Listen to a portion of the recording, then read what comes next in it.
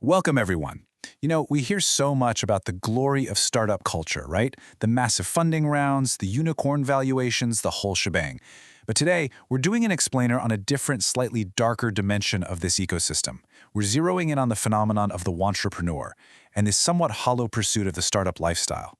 Our goal today is to look at the research totally objectively and really ask some tough questions about why so many folks are drawn to the aesthetic of a founder rather than actual value creation. Which brings us to a pretty heavy question. Could someone actually become addicted to the mere idea of being an entrepreneur? Usually we think of entrepreneurship as a career path, maybe a calling, or just a calculated risk. But what if the very concept of it is structurally designed to hook certain people? Okay, let's dive into this and uncover the core mystery behind this modern cultural obsession. Here's a quick roadmap for our explainer today. We're going to unpack this logically, starting with the heroic founder meme, then the rise of the wantrepreneur. From there, we'll plunge into the science of addiction, look at healthy drive versus pathology, and finally, we'll wrap up with the vanity metrics trap. All right, Section 1, the heroic founder meme. Let's look at how Western media portrays this. Before we can really grasp this potential addiction, we have to look at the environment that creates it. Western media absolutely loves to glamorize the startup lifestyle. They've built up this wildly popular heroic entrepreneur meme. Think about it. Founders are constantly portrayed as these rebellious outsiders, right? Maverick geniuses disrupting massive, outdated industries for the sake of freedom and liberty. This highly idealized aesthetic is exactly where the cultural obsession begins. It plants a super potent seed in the minds of the public, which kind of sets the stage for a rather hollow pursuit. Let's move to Section 2, Rise of the Wantrepreneur, and see exactly how this builds. So when you create an incredibly attractive cultural meme, human nature pretty much dictates that people are going to try to emulate it, even if they don't have the substance to back it up. Enter the wantrepreneur. This is someone who pursues entrepreneurship for the aesthetic and the identity, rather than to tackle a genuine economic challenge. It's a fascinating, if somewhat concerning, shift. These individuals aren't looking at the world, finding a gnarly problem and dedicating themselves to solving it. Instead, they just want the identity. They want the title in their bio, the look, the lifestyle. They completely bypass the actual economic utility that makes an entrepreneur, well, an actual entrepreneur. As critics have pointed out, they pursue entrepreneurship not with true innovative intentions, but solely for the look and lifestyle. It's all about chasing social prestige. In fact, scholars literally had to invent this nuanced label, wantrepreneur, just to describe this specific persona. It's like setting up the most aggressive, high-tech lemonade stand ever, but forgetting to actually put any lemonade in the pitcher. The hustle is real, but it's entirely a performance for an audience. Section 3, the science of addiction. This is where we take a psychological plunge into the dark side of startups. We are moving past mere cultural critique here.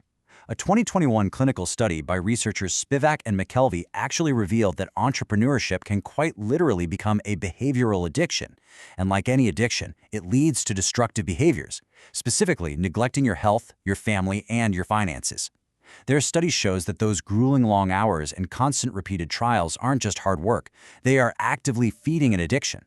The psychological high of closing a deal or launching a product triggers the exact same dopamine loops in the brain as a drug. When founders get biochemically hooked on that rush, the personal costs are absolutely staggering. Now, as you might guess, framing entrepreneurship this way sparks a massive controversy. On one hand, you have people arguing that this is just pathologizing ambition. A lot of highly driven founders find it deeply insulting to be compared to addicts just because they're working hard to succeed. But on the flip side, mental health advocates argue that ignoring the addictive reality of this high-stakes startup hustle is incredibly dangerous. They point out that this addiction directly contributes to the tragically high rates of depression and suicide we see in the tech and startup industries. It's a deeply serious and very complex divide. Let's transition to Section 4, Healthy Drive versus Pathology. We're going to look at a few theoretical showdowns here. So, how do we actually tell the difference between a passionate founder and an addicted one? Let's look at McClelland's traditional theory of achievement motivation. In this classic model, a healthy achiever works their tail off and then actually enjoys the outcome of that hard work. But addiction theory flips this entirely. The entrepreneur becomes dependent on the striving itself. They never actually enjoy the win because they're mirroring physiological tolerance. They just need the next, bigger hit of the struggle to feel normal. And this brilliantly illustrates how a perfectly normal need for achievement can metastasize into this endless, totally unfulfilling chase. Next up, we have Frank Knight's famous uncertainty-bearing theory. This classic idea says that entrepreneurs bear uninsurable risks specifically for profit. It's a calculated, rational economic function. But when we look at the addiction theory side, it completely reframes the founder as a dopamine-seeking agent who is absolutely hooked on the rush of uncertainty. They aren't bearing risk for a logical profit. They require constantly higher, crazier stakes just to feel stimulated. Then there's Hagen's status respect theory. This one suggests founders are driven by a psychological desire to regain lost social standing. Pretty straightforward. But through the darker lens of addiction theory, this understandable desire transforms into a completely hollow obsession. The founder becomes addicted entirely to the social signal of disruption, the mere image of being a founder, rather than the hard reality of creating actual value. It becomes all about projecting an image to fill a void. Our final theoretical showdown contrasts Sarasvathi's effectuation theory with addiction theory. According to Sarasvathi, a healthy, effectual founder relies on adapting. They pivot based on changing contingencies and real feedback from the market. But the addicted founder? Well, they obsessively cling to a rigid, grandiose, extremely high-risk fantasy. They're blinded by their own vision and totally refuse to adapt, mainly because the fantasy is what's feeding the addiction. The actual reality of the market doesn't even matter to them. Which brings us to the final layer of our iceberg today, Section 5, the vanity metrics trap. If the reality of the market doesn't matter to the addicted wantrepreneur, what does? Well, vanity metrics. This is the digital feedback loop that keeps the whole addiction running on a daily basis. Now, what's really interesting about these numbers is the glaring discrepancy. You've got over 1,000 active users, nearly 9,000 page views, and over 1,000 post likes. On the surface, it looks absolutely incredible. It feeds the ego perfectly. But then, look at the bottom line. Monthly recurring revenue is a measly $120. Net profit is literally negative $42.50. The social signals are skyrocketing, but the actual business is fundamentally failing. And that brings us to the crucial takeaway. Vanity metrics are highly addictive, but they simply do not deliver. This right here is the ultimate tragedy of the wantrepreneurs' hollow lifestyle pursuit.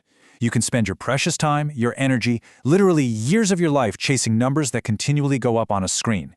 The likes, the shares, the followers, all while your actual business slowly bleeds money until it runs completely dry. It is the ultimate illusion of progress masking a total lack of actual value creation. So I want to leave you with a question today to really chew on. Are you chasing value creation, or are you just chasing an aesthetic? Whether you're a founder yourself, maybe you're thinking about starting a business, or you're just an observer of startup culture, it is absolutely crucial to recognize the difference. You have to separate the difficult, grounded, often unglamorous work of building something real from the hollow, dopamine-driven pursuit of just looking like a hero. Thank you so much for joining me for this explainer today. Keep analyzing, keep learning, and I'll catch you in the next one.